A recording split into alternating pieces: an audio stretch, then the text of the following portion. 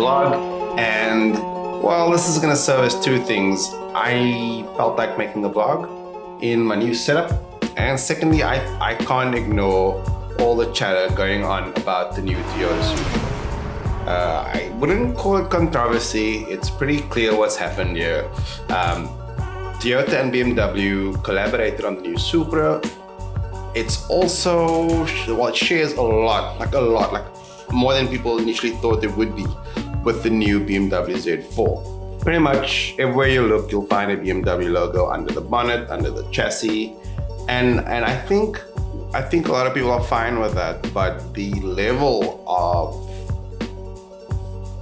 is just so great that I think people can't ignore it. And there's a couple of issues. The one, the aesthetics. I think the car still looks good, but it is quite far removed from the original concept. And that's normal. That's an industry normal. But I think what's happened is, over the last 4 years, more, maybe less, we've seen this thing, we've uncovered a little bit more. It's been more and more leaked to the media, to the fans, and Toyota fans are hardcore. And I think the Subaru BRZ/86 kind of prepared us for this, for the level of collaboration as to who does the heavy lifting and who puts their badge on the car. And it's very much been the case here. So the aesthetics, I still like it. I see a lot of fake vents on the car. I see, it's not, I don't know, I'm gonna go with a runny egg here, but I still like it. I'd still park one in my driveway after a fair amount of tuning. And that's the other thing. I think a lot of people are bummed that there's no 2JZ successor, that they've gone with a full-on BMW 5.8 engine, and those are great engines. There's no disputing they are wonderful engines, but I think I've found a way, or two ways. I'm gonna give you thing one and thing two. So thing one is, I think we forget that, the beloved Nissan 350Z, which technically is a rival to this car, that had an engine from a Renault. We got over that real quick and we just kind of went with it.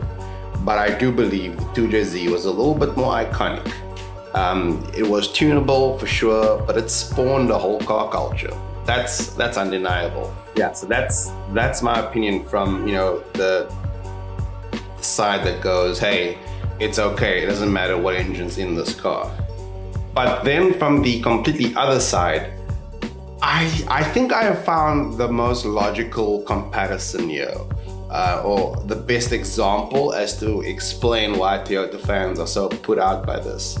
It's as though Porsche took their Cayman or their Boxster, basically a flat 4-engine sports car, pulled out the engine and asked Subaru for their flat 4 and stuck that in, because in terms of formula, they're the same kind of engine, just like the inline 6 of the BMW is similar in terms of hardware to the 2JZ.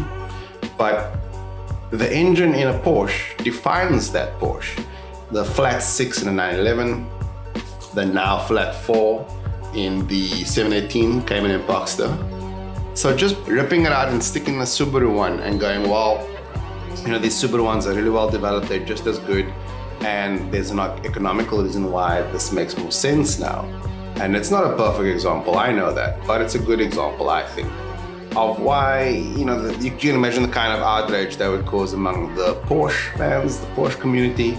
And I think it's the exact same thing here. So, while we're all fighting about whether or not it was the right thing to do, I think we will get over it. I think that BMW engine is a brilliant engine. But I understand where the Toyota guys are coming from. I myself, I own a Supra, Mark II Supra. I've driven a 1, I've spent time in a 3. A very good friend of mine has a 3. Very good friends of mine have 4s, which I've driven as well. So it's not about what comes next. It's already arrived. It's kind of just getting our head around it and hoping for the best. Having said all this, just chill and let Japan sort it out, guys. In Japan, there's already an option to swap out 4-cylinder engines that this car will also have for 2JZ motors I just think once the tuning industry over there, Japan does tuning right. Japan tunes their own cars right. So I think we're gonna see a very desirable car among us soon. And personally, I can't wait.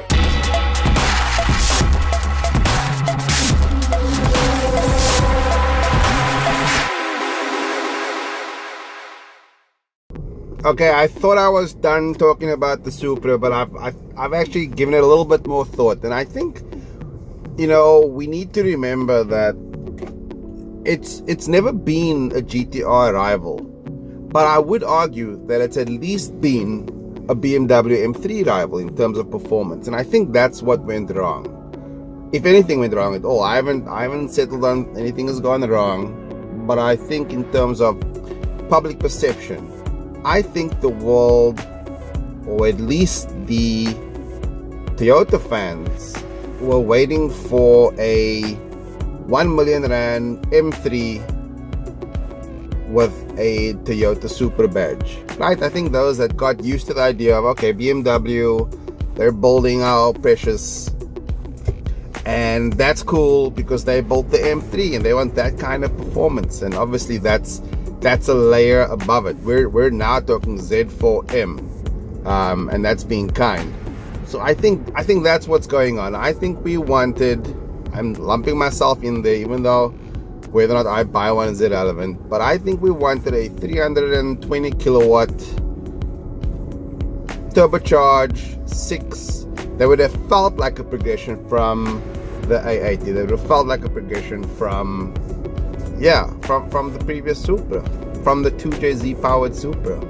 But I also think it's worth remembering that, when we talk about the previous car, the car we love so much, I think we're talking about a tuned version, and we're comparing that to a stock car. But yeah, what do you think? What are your thoughts? My honest opinion, now that I really drilled down, is that I think what was anticipated was essentially a Toyota badged M3 that looked like the old car with a little bit of the concept car, which is not what we got. That's it. Now that's it.